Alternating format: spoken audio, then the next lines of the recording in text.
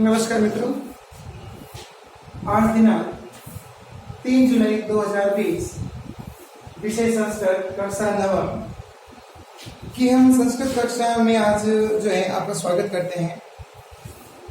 आप लोग जानते हैं कि 9th कक्षा का सिलेबस जो है वो थोड़ा सा चेंज हो चुका है। अब बुक नहीं आ गई है, तो वो बुक पाठ्य पुस्तक जो है पुस्तकें जो है आपको खरीदनी है। उसके बिना जो है आपका अध्ययन सुचारू रूप से नहीं चल सकता। तो आज हम जो है वो कुछ बुक आपका से जो है नेक्स्ट क्लास में जो है सभी अपनी बुक अपने साथ में लेकर बैठे। इस तरह की पुस्तकें सेमुषी प्रथमो भाग नवम कक्षाया संस्कृत पाठ्य पुस्तकम, तो ये आपको पुस्तक लेकर आनी है। आज हम अध्याय शुरू करने से पहले कुछ महत्वपूर्ण ग्रंथों के बारे में जो है वो बातचीत कर लेते हैं।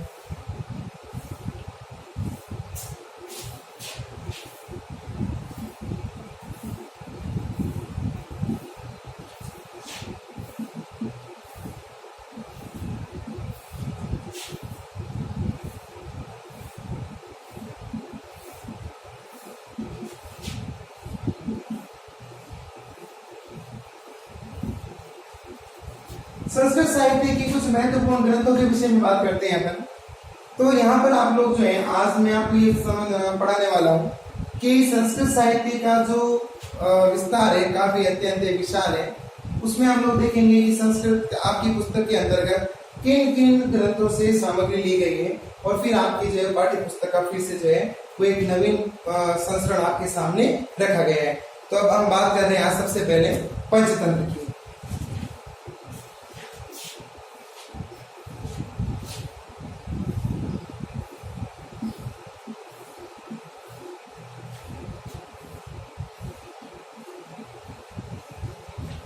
पंचतंत्र के विषय में जो है हम बात करते हैं आज की पंचतंत्र क्या है और किस तरह से जो है किस तरह से आपकी पुस्तक में जो है वो पंचतंत्र सम्मिलित किया गया है। तो जितनी जानकारी मैं आपको इस अध्याय के अंदर देने वाला हूँ उतना आप लोगों को इस कक्षा के अंदर जितना भी मैं आपको बता रहा हूँ वो सारा आपको ये कार्य करना है। तो देखिए, सरल संस्कृत भाषा में नीति की शिक्षा देने वाले कथा ग्रंथों में पंचतंत्र का अत्यधिक महत्व है। आप लोग जानते हैं कि पंचतंत्र जो है वो अपने आप में एक पूर्ण जो है वो ग्रंथ है। इस ग्रंथ के विषय में कुछ थोड़ी सी मान्यताएं हैं।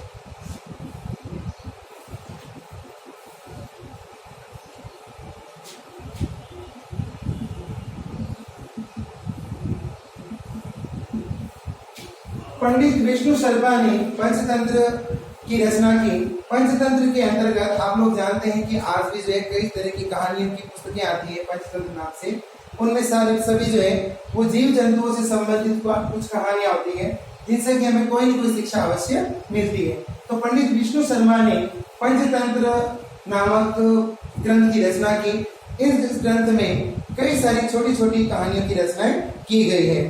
तो देखिए, इसमें विष्णु शर्मा ने एक राजा के 3 मूर्ख पुत्रों को 6 माह में नीति के व्यवहार में कुशल बनाने के लिए कथाएं गई हैं। एक राजा होता है, उसके 3 पुत्र होते हैं, तीनों ही महामूर्ख होते हैं। राजा कई कोशिशें कर लेता है, भरकस कोशिश कर लेता है, लेकिन फिर भी जो है वो अपने 3 पुत्रों को जो है वो ज्ञानवान नहीं कर पाता। तो विष्णु शर्मा क्या करते हैं कि वहां जाते हैं और कहते हैं कि मैं आपके पुत्रों को जो है वो ज्ञानवान बना सकता हूँ, पढ़ा सकता हूँ। और इस तरह से विष्णु शर्मा कुछ छोटी छोटी कहानियों की रचना करते हैं और उन 3 राजकुमारों को, मूर्ख राजकुमारों को सुनाते हैं। और धीरे धीरे राजकुमार जो है तीनों वे नीति में, शास्त्रों में पारंगत हो जाते हैं और इस तरह से जो है वो विष्णु शर्मा अपने लक्ष्य को प्राप्त कर लेते हैं। इसका विभाजन 5 तंत्रों में है। अब अगर हम बात करें तो इसमें जो है इसके 5 भेद हैं।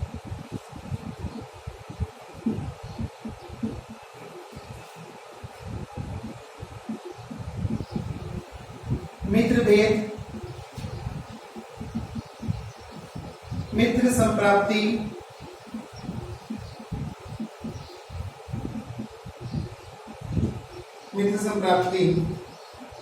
काकोलुकी,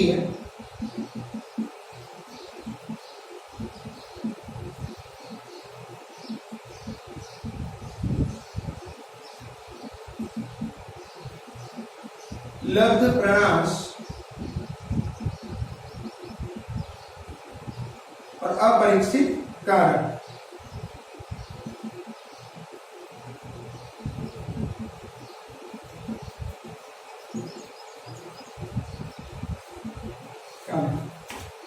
इस तरह से पंचतंत्र के जो है वो 5 भेद हैं। नंबर 1 आता है मित्र भेद, नंबर 2 है मित्र संप्राप्ति कोकुलुकीय, फिर आपके चौथा है लब्ध प्रणाश और 5वां है अपरीक्षित कारक।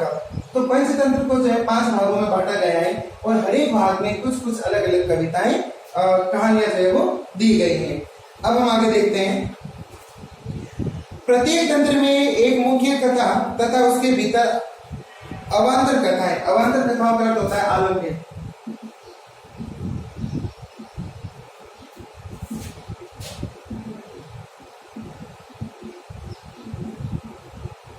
अवलंबित। अब यहाँ पर जो है वो पंचतंत्र के 5 भेद हैं। 5 भेद में मित्र भेद, मित्र संप्राप्ति, कोकुलुकीय, लब्ध प्रणाश और अपरीक्षित कारक। हर एक भेद के अंदर एक मुख्य कहानी है और उस एक कहानी के आधार पर अन्य कहानियों का भी जो है वो रचना की गई है। कथाओं को परस्पर ऐसा गूंथा गया है कि एक कथा के अंत में दूसरी कथा का संकेत हो जाता है। इसका स्वरूप गद्य पद्यात्मक है। गद्य पद्यात्मक का अर्थ है कि आप जो है वो पंचतंत्र की कहानियों को गद्य के रूप में भी पढ़ सकते हैं और पद्य के रूप में ना कि कविताओं के रूप में भी इसको पढ़ सकते हैं। ऐसा नहीं है कि केवल यहाँ पर गद्य के रूप में कहानियां दी गई है, बल्कि श्लोकों में और पदों में और गीतों में भी जो है वो आप इन कहानियों को पढ़ सकते हैं। सामान्यतः कथा गद्य में तथा नैतिक शिक्षा पद्य में है। अब हम यहाँ पर देखें तो कुछ जो है वो सामान्य कहानियां जो है वो तो है आपके गद्य में, और जो नैतिक शिक्षा से संबंधित कहानियां हैं वे आपको मिलेगी पद्य के रूप में। अब हम बात करते हैं दूसरे ग्रंथ की, और दूसरा ग्रंथ है यहाँ पर मनुस्मृति।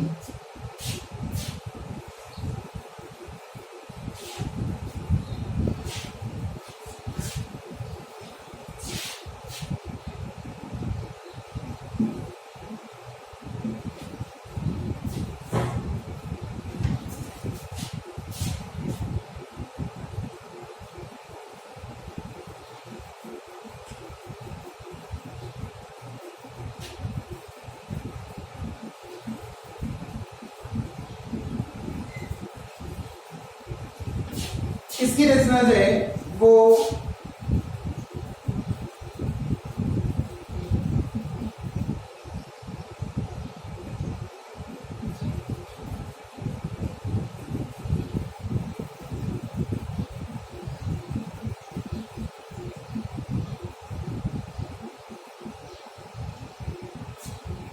मनुस्मृति नाम से ही पता चल रहा है मनु की स्मृतियां।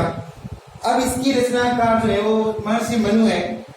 तो मनु द्वारा प्रतिपादित प्राचीन भारतीय समाज की आचार संहिता का यह पद्यात्मक ग्रंथ 12 अध्यायों का है। इसमें मनुस्मृति में आप क्या क्या पढ़ते हैं? मनुस्मृति में आप पढ़ते हैं भारतीय समाज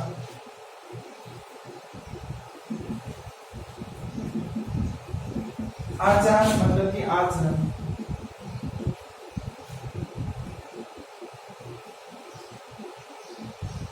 आचार संहिता पढ़ते हैं। कुल ग्रंथ जो है इसके अंदर जो है वो कुल अध्याय है।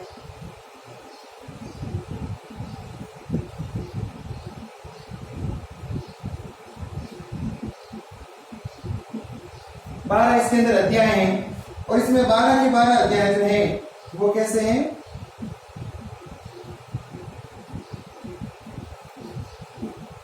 पद्यात्मक अध्याय हैं। अब आप लोग जो है मनुस्मृति में ये पढ़ते हैं कि मनुस्मृति महर्षि मनु के द्वारा जो है लिखी गई है। 12 अध्यायों का ये ग्रंथ है। इस ग्रंथ में भारतीय समाज की आचार संहिता अर्थात कि भारतीय समाज में रहते हुए हमें किन किन नियमों का पालन करना चाहिए, एक माता के क्या कर्तव्य है, पुत्र के कर्तव्य है, पिता के क्या कर्तव्य है, एक देश में रहने वाले नागरिक के क्या कर्तव्य है, ये सभी जो है मनुस्मृति में दिया गया है। मनुस्मृति में प्रत्येक नियमों को जो कि हमें समाज में रहते हुए पालन करने चाहिए, ऐसे नियमों को विस्तार पूर्वक बताया गया है। मनुस्मृति में कुल 12 अध्याय हैं और 12 के 12 अध्याय जो है वो पद्यात्मक है अर्थात श्लोक के रूप में है।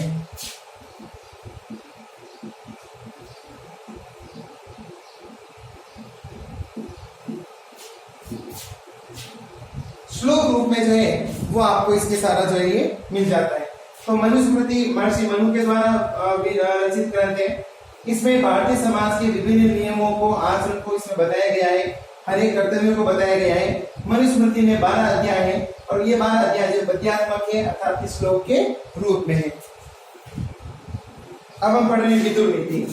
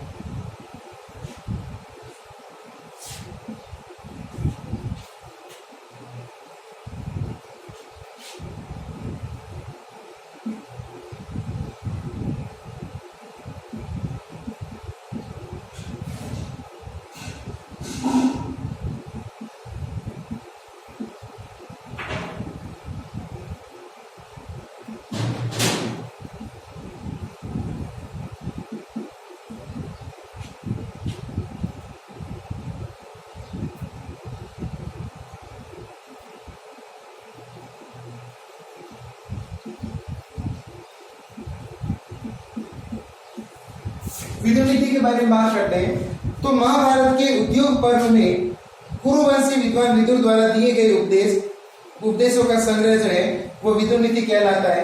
तो महाभारत का भी एक कौन सा अंश है? उद्योग पर्व। उद्योग पर्व विभिन्न पर्व है महाभारत के। तो विदुर नीति जो है वो एक महाभारत के उद्योग पर्व में उद्धृत कुछ नीति की बातें बताई गई हैं। ये बातें जो है वो विदुर जी के द्वारा बताई गई। इसके कुल कितने अध्याय हैं? 9 अध्याय हैं। और इसको भी जो है वो हमारे भारतीय साहित्य के अंदर, समाज के अंदर जो भगवत गीता का जो स्थान है वही जो है वो विदुर नीति का भी स्थान है। तो महाभारत के उद्योग पर्व में कुरुवंशी विद्वान विदुर द्वारा दिए गए उपदेशों का संग्रह है जो भगवत गीता के समान स्वतंत्र ग्रंथ के रूप में है। इसमें 9 अध्याय हैं। तो इसमें आपको जो कुल कितने अध्याय मिलते हैं? 9 अध्याय मिलते हैं।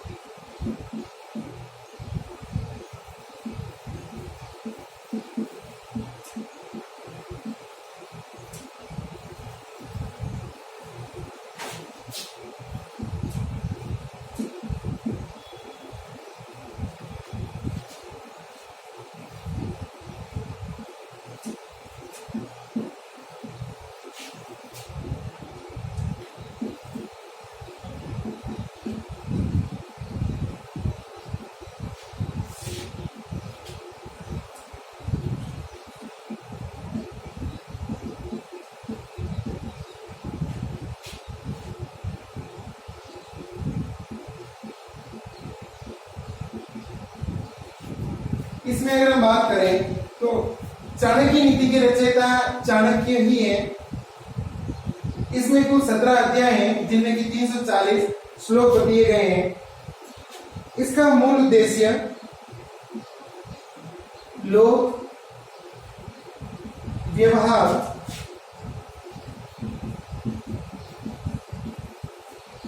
की शिक्षा दी गई है और नीति के जो ग्रंथ हैं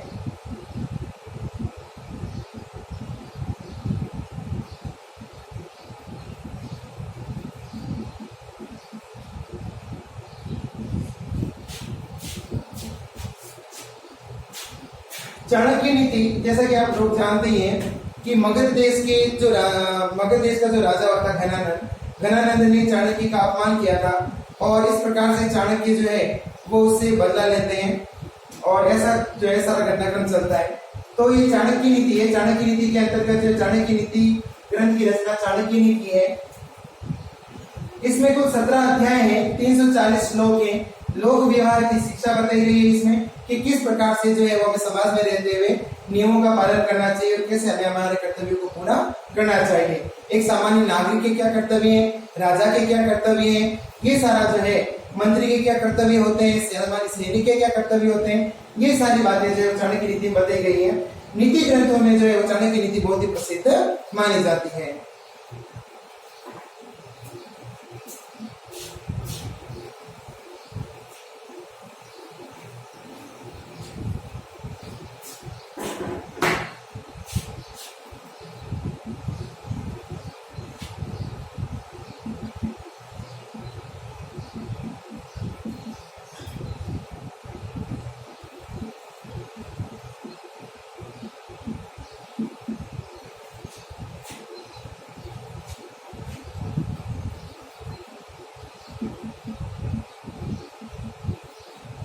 सुभाषित रत्न भंडागारम,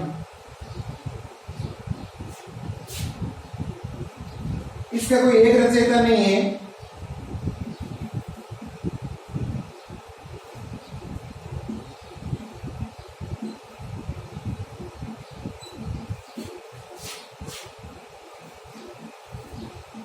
अनेक कवियों द्वारा रचित है ये।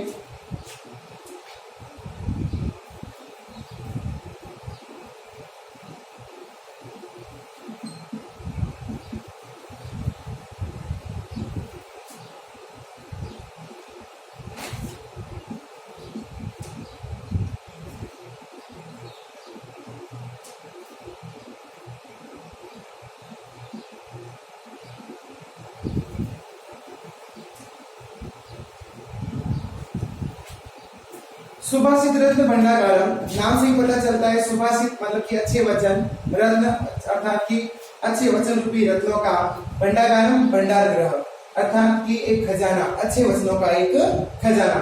तो सुभाषित रत्न भंडागारम के रचयिता जो है कोई निश्चित नहीं है, अनेक कवियों के द्वारा जो है ये रचित है, अर्थात कि उन्होंने अलग अलग अपने जो है श्लोक इसमें बताए, नीति की शिक्षाएं दी है।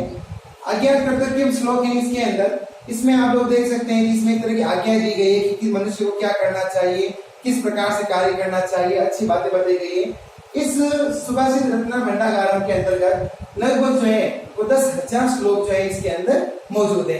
तो इस तरह से सुभाषित रत्न भंडागारम भी जो है वो संस्कृत वाङ्मय अर्थात इस साहित्य में एक अपनी अहम भूमिका रखता है।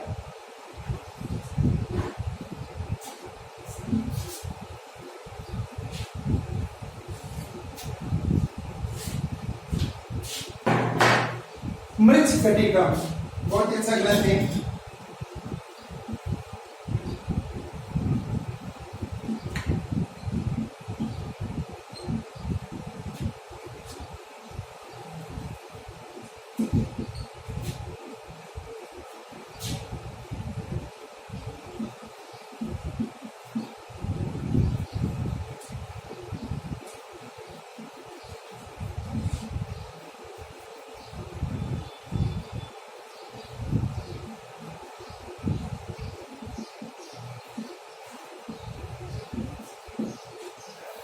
इसमें 10 अंक या 10 जो है वो आपके प्रकरण या भाग है। ये एक तरह का जो है वो नाट्य है जिसमें कि आप गद्य एवं पद्य दोनों ही आप जो है इसमें देख सकते हैं। इसमें बताया गया है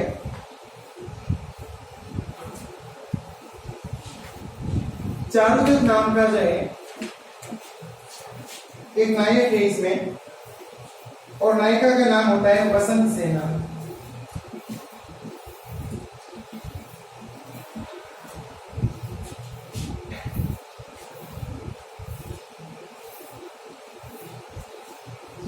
सामाजिक व्यवस्था तथा निरंकुश, निरंकुश का अर्थ होता है जिस पर किसी प्रकार का कोई अंकुश नहीं होता, राजतंत्र, तंत्र का चित्रण। मृच्छकटिकम जो है इसके रचयिता शूद्रक है। इस मृच्छकटिकम के अंतर्गत जो है आप 10 अंक के अंदर इस पाठ को पढ़ते हैं। 10 भाग है इसके अंदर। मृच्छकटिकम एक नाट्य है, माना तो जाता है नाट्य है, किंतु उसमें जो है वो गद्य और पद्य दोनों ही आपको व्यवस्था मिल जाती है। चारों तरफ इसमें एक नायक है और नायिका का नाम है वसंत सेना। चारुदत्त और वसंत सेना इन दोनों की प्रेम कथा को जो है मृच्छकटिकम में बताया गया है। इसके अंदर जो है मृच्छकटिकम का जो है मूल विषय है सामाजिक व्यवस्था तथा निरंकुश राजतंत्र का चित्रण। निरंकुश का अर्थ होता है जब राजा अपने मन से कार्य करता है, उसमें वो किसी प्रकार की प्रजा की भलाई इत्यादि को नहीं देखता। तो ये सब जो है वो मुख्य रूप से 5 बिंदुओं पर आधारित जो ये मृच्छकटिकम शूद्रक द्वारा रचित ये नाटक है, जो कि गद्य और पद्य दोनों भागों में मिल जाता है आपको। इसके 10 अंक हैं। इसमें नायक चारुदत्त है और नायिका जो है वो वसंत सेना है। सामाजिक व्यवस्था तथा निरंकुश राजतंत्र का इसके अंदर जो है वो चित्रण किया गया है।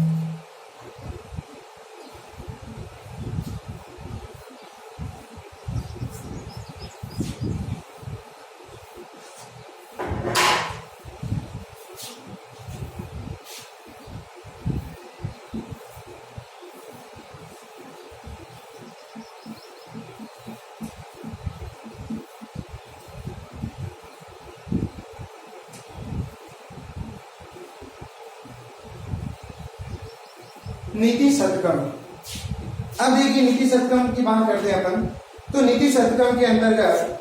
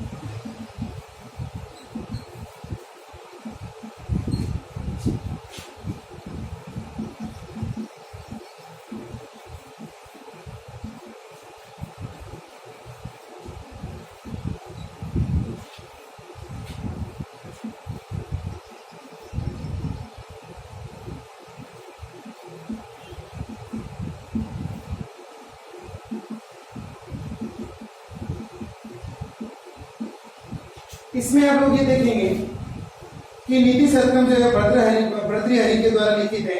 इसमें 100 से अधिक आपको जो है नीति विषयक पद्य मिल जाते हैं।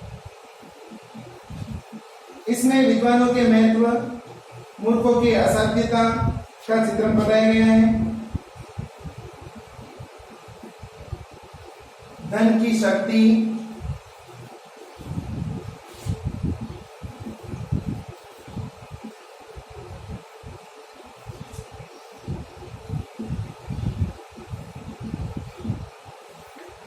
नीति शतक नाम से ही पता चल रहा है। नीति का अर्थ होता है नीति अर्थात की मूल्य, और शतकम का मतलब होता है 100।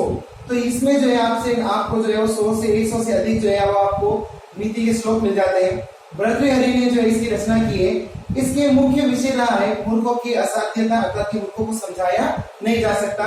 विद्वानों के महत्व को बताया गया है, धन की शक्ति को बताया गया है। इस तरह से इसमें जो 100 से अधिक जो है वो नीति विषयक पद मिल जाते हैं। तो इस तरह से जो है नीति शतक का भी एक अपना विशेष महत्व रहता है।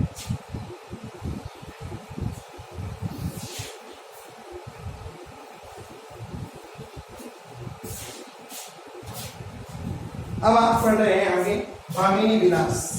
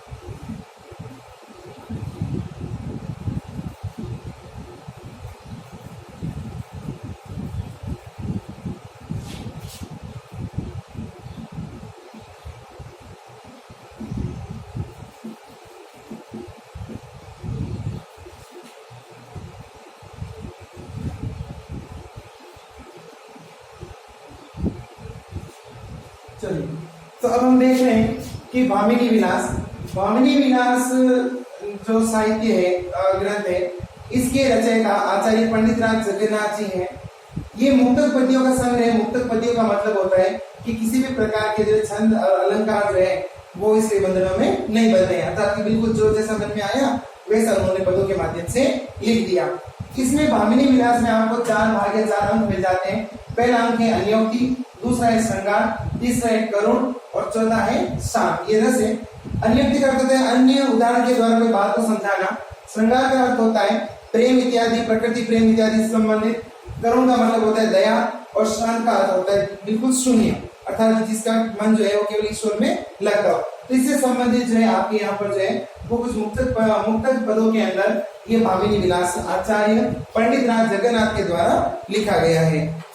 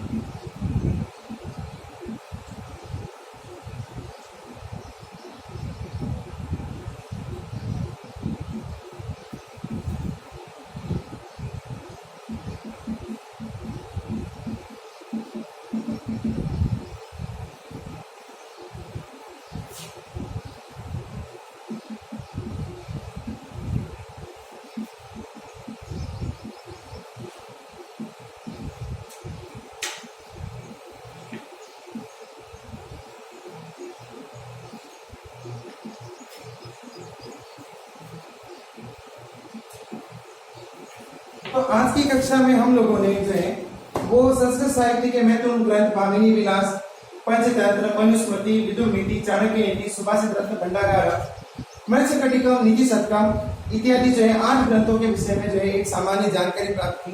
तो आप सभी को इन 8 ग्रंथों के नाम लिखने हैं। जितना मैंने आपको इसका परिचय लिखवाया है वो सारा परिचय आपको अपनी नोटबुक में लिखना है। साथ में आपको डेट एंड डे दोनों ही मेंशन करने हैं ताकि पता रहे कि आप साथ में कार्य कर रहे हैं। जो कार्य संस्कृत की इस क्लास में करवाया जा रहा है वो बाद में अन्य क्लासों में नहीं करवाया जाएगा। तो सभी को ये कार्य जो है वो कंपल्सरी करना है और अगली क्लास में जो है वो बाकी के जो ग्रंथ बचे हैं उनके विषय में जानकारी हासिल करेंगे। धन्यवाद।